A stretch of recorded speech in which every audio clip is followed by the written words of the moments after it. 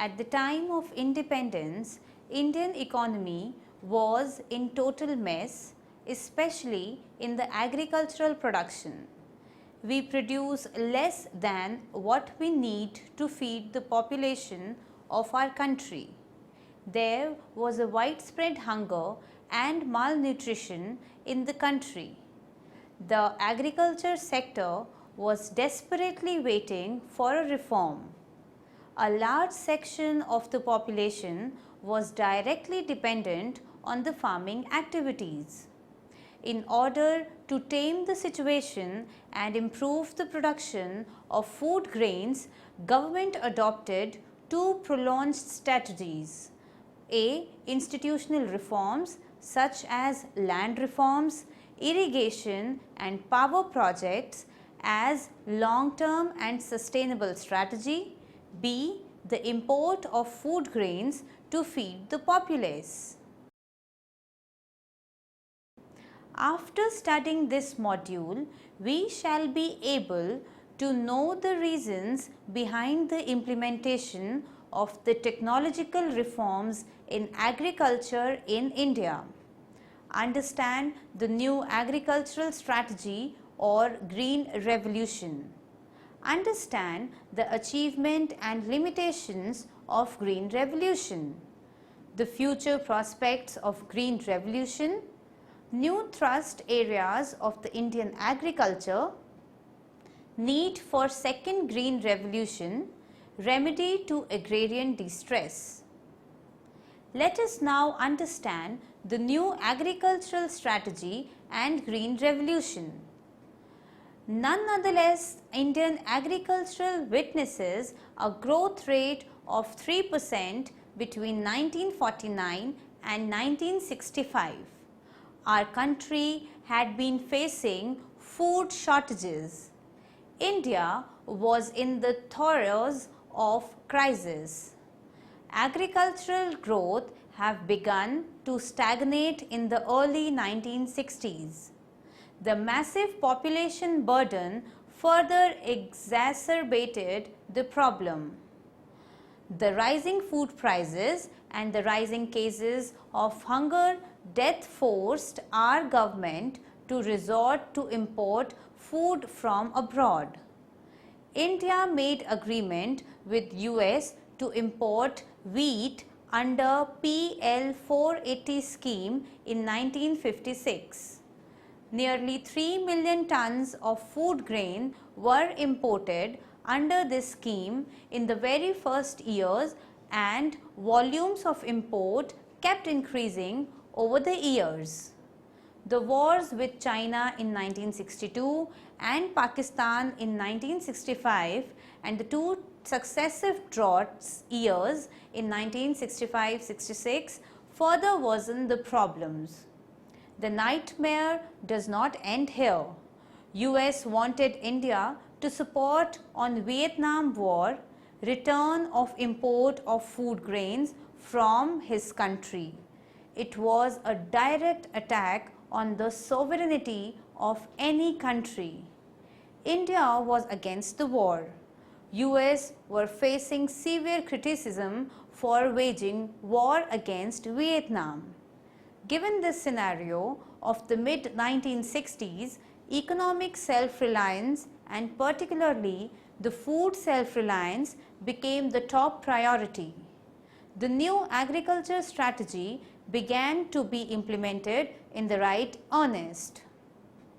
In common parlance, new agriculture strategy refers to adoption of high-yielding variety crops with more irrigation facilities and fertilizers usages. A team of experts sponsored by Ford Foundation was invited by the Government of India to suggest ways and means to increase the agricultural production and productivity.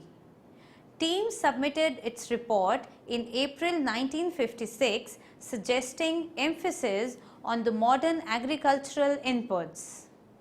On the basis of the recommendations of the team, our government introduced an intensive development program in 7 districts selected from 7 states in 1960, and program was named Intensive Area Development Program, that is IADP.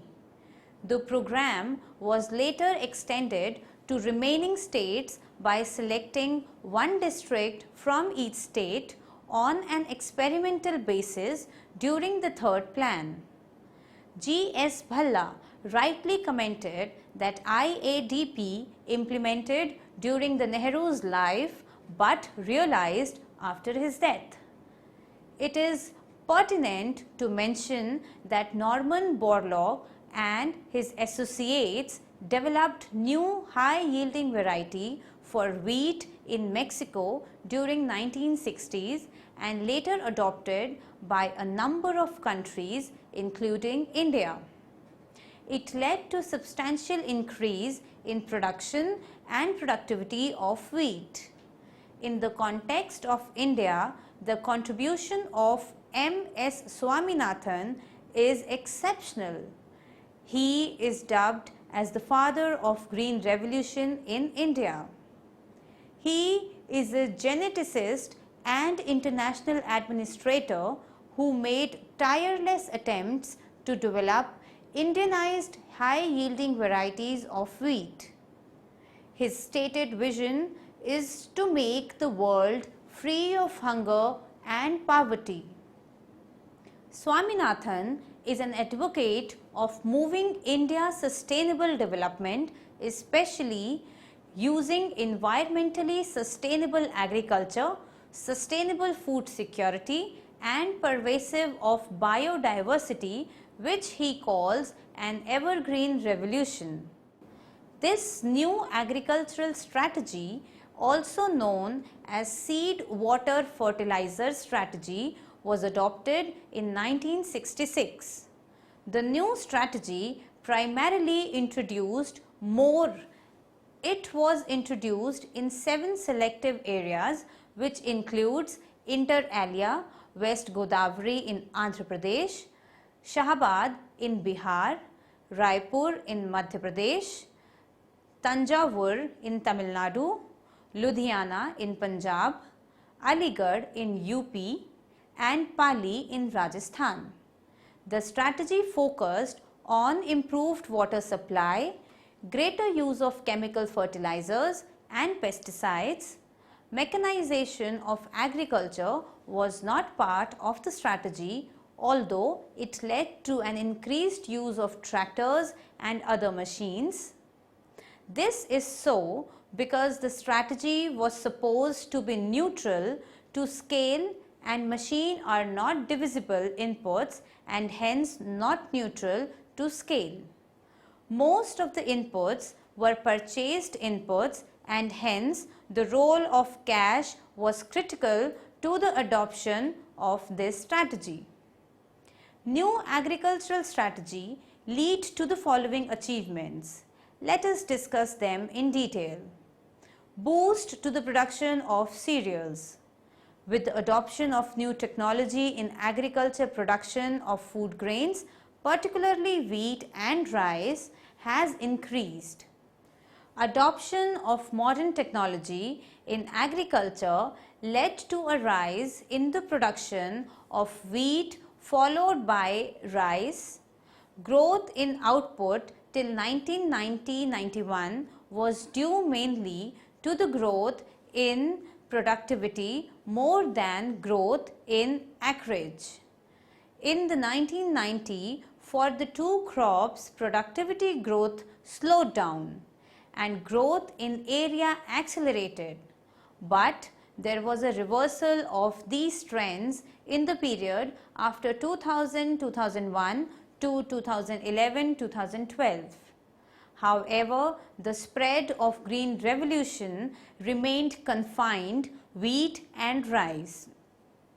There has been virtually no impact on the coarse cereals like jawar and bajra, etc. Pulses and oilseeds production remained stagnant throughout the period. Similarly, no new technology was available for the cash crops. Now, increase in the production of commercial crops. In the first phase of the introduction of new technology, production of cash crops or commercial crops such as sugarcane, cotton, jute, oilseeds, etc. was not affected. After 1973-74, modern technology was introduced in other crops whereby these crops registered robust growth. Now, significant changes in the cropping pattern. The cropping pattern in India has undergone significant change due to effect of Green Revolution. The proportion of rice in the total food grains has declined. It has been due to the rapid rise in the production of wheat. Similarly, the pulses proportion also has shown substantial decline. The coarse cereals proportion has also declined from 37% to 17%. Next, boost to agricultural production and employment. The new agricultural strategy adopted involved the use of high yield variety of crops, chemical fertilizers, irrigation, improved technology, pesticides, etc., which has resulted in higher level of output. Demand for hired labor has also increased. Next, forward and backward linkage strengthen. It is established fact that there is a close demand supply linkage between agriculture and industry. An improvement in the agricultural production means higher income for the farmers. This generates higher demand for manufactured products, which in turn promotes investment in industry. In return, industry provides inputs by developing new implements and tools for the agriculture. The agro-based industries depend on the agricultural sector for their main raw material. There were certain limitations of the new agricultural strategy. Introduction of modern technology in agriculture has made India self-sufficient in food grains to a larger extent. Increase in the output have been more due to the improvement in productivity than in the increase in acreage. In order to fully reap the benefits of the modern technology in agriculture, the government should have played a complementary role by undertaking a sustained level of public investment in infrastructure, marketing and storage of agricultural produce and ensured provisions of institutional credit to ease the adoption of new technology for cash-strapped farmers. This is the reason that the benefits of Green Revolution have been distributed more in favor of large farmers than small and marginal or the medium farmers. Not only has the distribution of benefits across farmers been asymmetric, but also it has been skewed across the regions and crops. Intensive use of pesticides and fertilizers has resulted in soil and water pollution, which in turn has a negative impact on the health and local population. Next is the Indian agriculture is still a gamble in monsoon. The new technology is also known as seed water fertilizer package and depends on assured water supply for the best results. However, vast tracts of agricultural land are still deprived of irrigational facilities and depend on rains. As a result, in the year of good monsoon, there is a bumper crop, and if the rains fails, we have a lean crop. In 1950-51, gross irrigated area as a percentage of gross cropped area was only 17%. Despite the massive investment in irrigation projects over the planning period, gross irrigated area has increased from 45% in 2009 and 10. Thus, even now 55% of the gross cropped areas depends on rains. That is why Indian agriculture is called a gamble in monsoon. Next, growth of capitalist farming.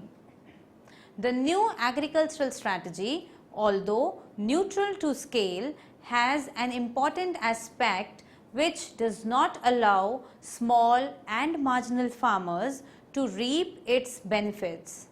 The three critical inputs need to be purchased from the market as they are not available within the rural households. This requires cash, which is a problem for the small and marginal farmers.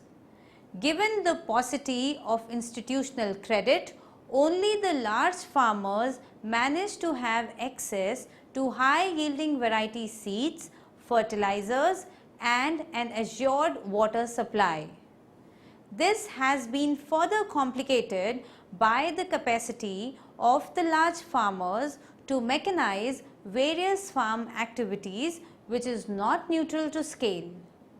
This results in a larger share of marketable surplus and hence agricultural income in the hands of large farmers. This enhances their ability to implement the new technology and appropriate its benefits further. Thus, new technology, in other words, only the big farmers have financial ability to undertake investment in the modern technology. Consequently, income inequalities between small and big farmers have widened over time. Next, neglect of institutional reforms. New agricultural strategy has not laid stress on the institutional reforms. As a result, land reforms have not been able to implement properly and thus remain a distant dream. Other areas of neglect include provisions of irrigation works, institutional credit, insurance, marketing and warehousing facilities. Our policy makers thought that Green Revolution would be a panacea for all evils in agriculture, but it was proved ill-conceived idea. Next, widening disparities in income. Technological changes in Indian agriculture have resulted in greater income inequalities. C. H. Hanumantha has opined technological changes have contributed to widening the disparities in income between small and large farmers and between landowners on the one hand and the landless on the other. Next, problems of labor displacement. Under the garb of Green Revolution, mechanization of agricultural activities has resulted in the displacement of labor. However, a number of agricultural experts believe other way round.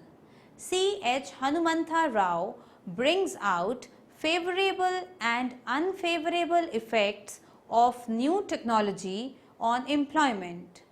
If the Green Revolution is regarded as a package consisting of high yielding varieties and fertilizers, its contribution to employment has been substantial.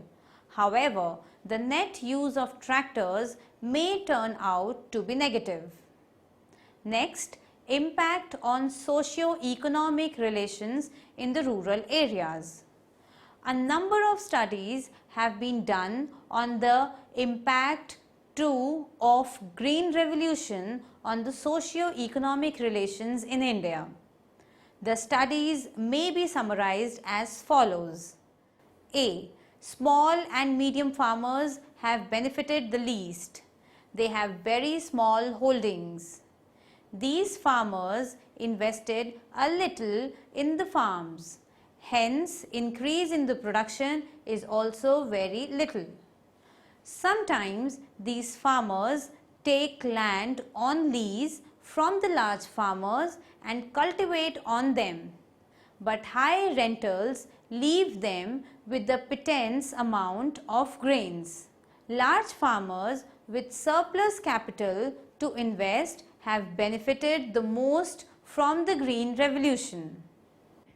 V.K.R.V. Rao once said that it is now well known that the so-called Green Revolution, which helped the country to raise its output of food grains, has also been accompanied by a widening of the range of inequality in rural incomes, the loss of their status as tenants by a number of small farmers, and emergence of social and economic tensions in the countryside.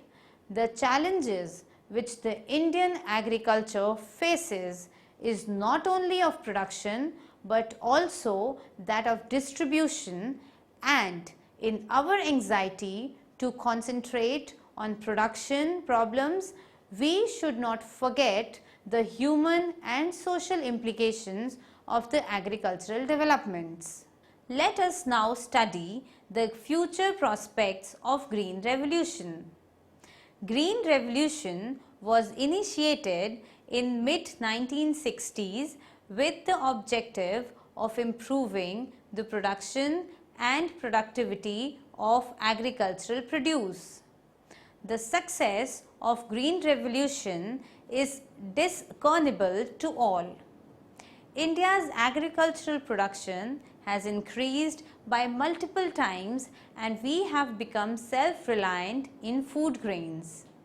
The key role has been played by the high yield varieties along with the chemical fertilizers, pesticides and irrigational facilities. Nowadays, a number of agricultural scientists have been talking about the exhaustion of potential of new agricultural strategy, and they suggest need to do new to improve the production and productivity further. The future prospects in Indian agriculture may be underlined in the following manner. A. Despite the use of modern technology in agriculture, productivity in Indian agriculture is still very low. Our productivity in comparison to the developed countries is quite low. Hence, Indian policy makers must focus on increasing the productivity of agriculture sector. B. Even within the Indian economy, there is a gap between potentials and actual. There is no denying the fact that after the Green Revolution, total production and productivity in agriculture has increased, but there is an ample scope to improve it further. The above table reveals that the actual productivity is far below the potential. C. As we have studied earlier, that spread of Green Revolution has been skewed, confined to Punjab, Haryana and Western UP. These areas benefited from high yield varieties of crops because they had ample facilities of irrigation and other relevant inputs. However, the rest of the country could not avail of the benefits of Green Revolution. It is a formidable challenge before the policy makers to spread the benefit to the other parts of the country. Most challenging task would be to bring the Green Revolution to the rain-fed areas of the country. A vast tracts of land in India fall under these categories. These rain-fed areas have huge potentials to increase the total production and productivity. D. Contract farming in the Indian agriculture may bring high-tech inputs due to corporate players. However, it remains to be seen whether the farmers would also get a remunerative price for their produce. The potential of contract farming has not been utilized. E. More public investment in agriculture is the key to promote more private investment. F. Insurance in agriculture is absent. At the current junction of climate change, the vagaries of monsoon and the brunt of weather has to be borne by the farmers. Here insurance can play the role of savior. G. Despite the government's efforts to the presence of middlemen in agriculture has not been reduced. These middlemen buys the grains and other crops, especially the perishable vegetables and fruits, at throwaway prices and sell the same at a very high prices and high margin in the urban areas. Thus, on the one hand, the producer or the farmer fails to benefit from getting a price which will help him recover his cost and induce him to remain in the agriculture. On the other hand, the consumer in the non-agricultural sector, at the mercy of these middlemen, end up facing the brunt of food inflation, curtailing their purchasing power for the other manufactured products. This has a direct implication for the demand for these products and industrial recession. Regulated and cooperative marketing are important steps that the government can take, but there is still a long way to go. H. Credit facilities are also a crucial missing link. Large farmers manage to appropriate a large share of institutional credit, whereas the small and marginal farmers fail to benefit from any concessional loan facility as they cannot furnish the requisite collateral.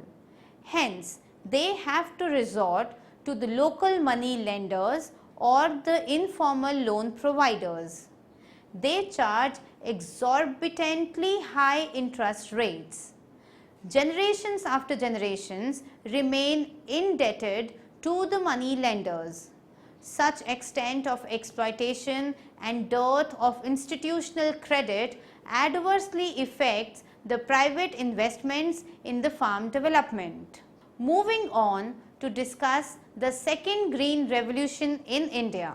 While the first green revolution was to ensure food security as there was severe scarcity of food in the country, the second green revolution should aim at creating sustainable livelihood security for the poor and eradication of poverty by generating gainful self-employment.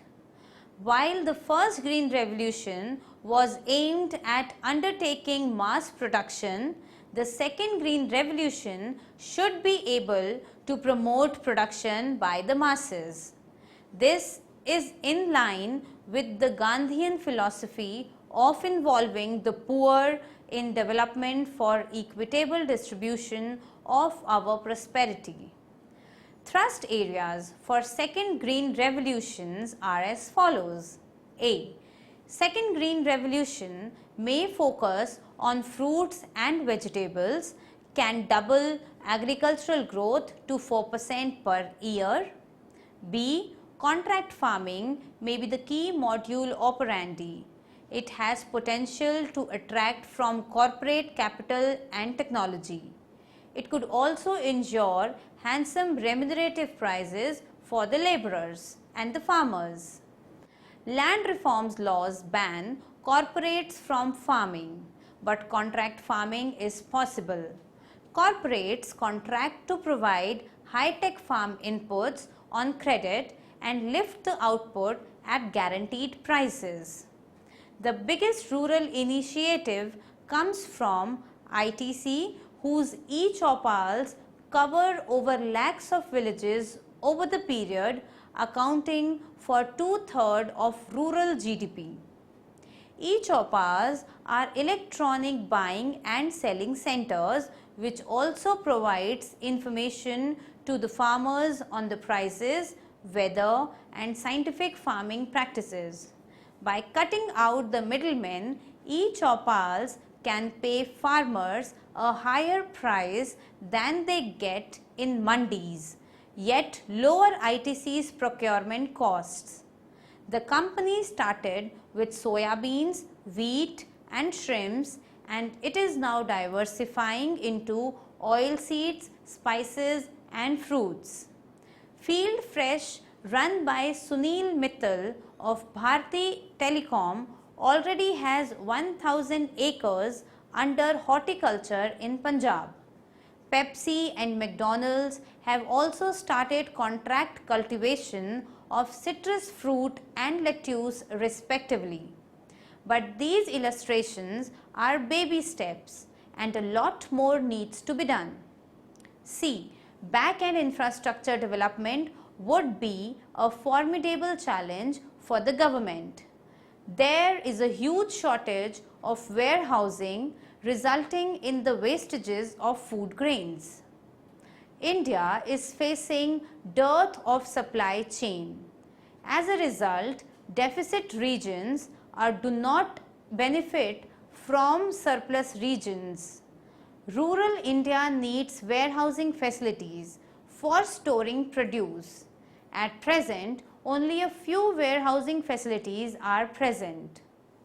Warehousing, cold storage and logistic network need huge investment, and that is the vital missing link in the conventional system, leading to the huge crop losses.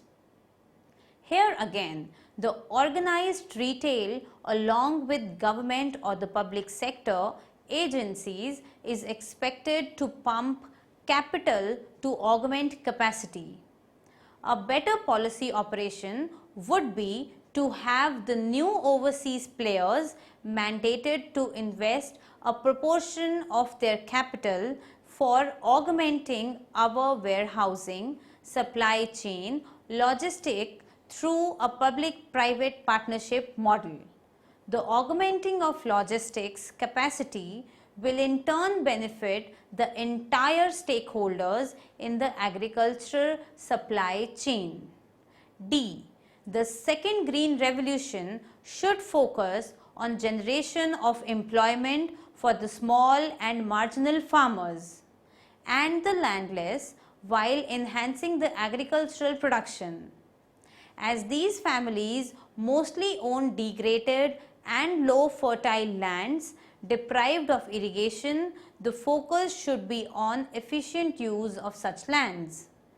As such lands are not suitable for intensive cropping of high yielding food and cash crops, priority should be given to dry land, horticulture and agri-silvi pastures.